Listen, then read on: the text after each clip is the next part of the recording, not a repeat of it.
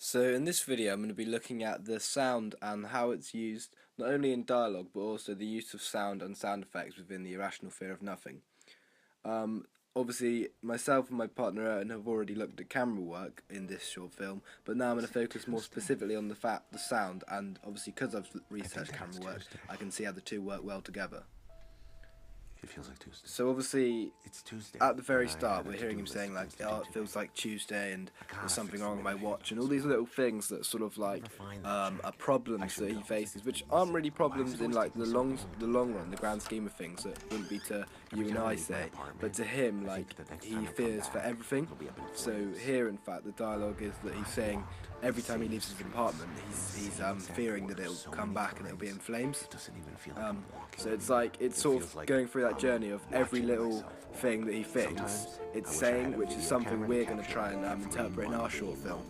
Then I could watch my past self, like some form of... So just there, he's mentioned about how he wishes sometimes he had a camera to capture his every mundane realism, which is obviously a really ironic thing to say in this, as obviously the video itself is about tracking his every move, so that's a really ironic thing.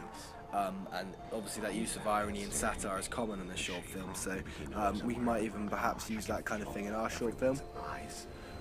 They're all thinking the same thing, but nobody wants to say. So note how we've got piano music the whole way through, which really brings along the narrative and tells the narrative alongside the dialogue of the main character, and also how the piano music gets louder and quieter, or goes from a major to a minor key with a change of emotion. So that bit of music is like continually telling the story alongside the main bit of dialogue. So that's actually it's quite key to the narrative in this case. I'd like to think that I'm a hypochondriac, but I'm too anxious to go to the doctor. Maybe I should just get one of those surgical masks instead. I worry that I worry too much. I worry that this guy's bag. So here, note how as the camera work and the man in the scene is getting more agitated, the music also gets louder and faster. So the music follows the pacing of the cuts, which is also seem to be quite effective in telling the narrative. In fact, as the whole film as a whole builds up like a sort of a panic stage when he's turning around in the shop, say. Is that napkin following me?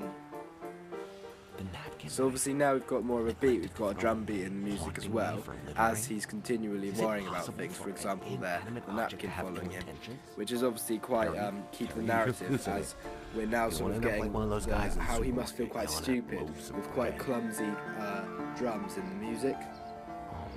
Hey, what's up, man? So here we have outside dialogue, which isn't in his head, and note how in a minute, as he says something, we can hear it in his head and out loud. It's always the same. Just that guy from the fish sticks. So we could hear him say, "Have a nice day," and that was sort of out loud and in his head. So this is something that we're going to focus on in our short film, as when people are talking outside in the real world, we're going to make those sound muffled compared to the voice in his head. This is when we'll be in a POV shot, and when we're not on a POV shot, so when we're filming him from outside, from actually filming his face, the voices on the outside in the real world will sound clearer, and the inside will sound like more muffled. I think about all the other people who have So now note how we've got longer cuts, we've got much quieter music, and his speech is also slower. So the music, the speech, and the camera work, or the editing, sorry, of the face of the cuts, all seems to be working in sync to build a whole picture of the man's life as a whole. He's been shadowing me this entire time. So the dialogue here is again based on the rest of the day. a real life incident. For example, he thinks the man behind him back there had his own coat on, and there again we see he thinks he has his own coat on. So the worrying and the anxiety, because we can't see his face, it's not actually through facial expression, it's just through dialogue. So when he's saying, "Oh, I think that man's got my coat," we're hearing it rather than seeing it. You can transcend time.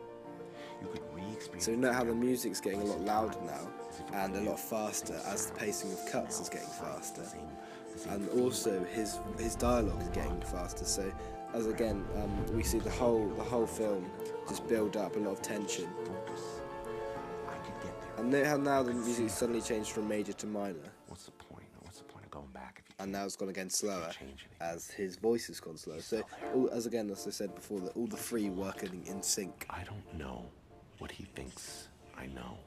Maybe we just. So here we have his anxiety portrayed in the fact that he thinks the man is following him, whereas actually this is perhaps a bit absurd of him, because we as an audience can't really tell whether it's actually the same person that's following him or whether it's just in his head. So this is something that we'd potentially want to include briefly in our short film, as just watching someone following our character, say, and this would be unclear to you whether it's in the head of the character or it's actually real and someone is actually in fact following them. So you want to go grab a cup of coffee? So here the music has now stopped, and we have really, compared to what we had seen before, really long takes and not as many cuts. So again, obviously all the music, dialogue and camera work are all working together. Here we have what seems to be like a throwback in time, so like a flashback.